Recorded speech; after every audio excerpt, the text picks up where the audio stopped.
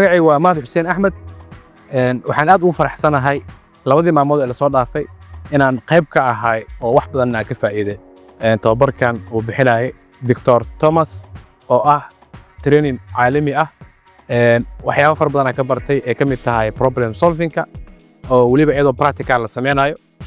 sidoo kale communication-ka ee naftirkeeda iyadoo practical la sameynayo waxyaabaha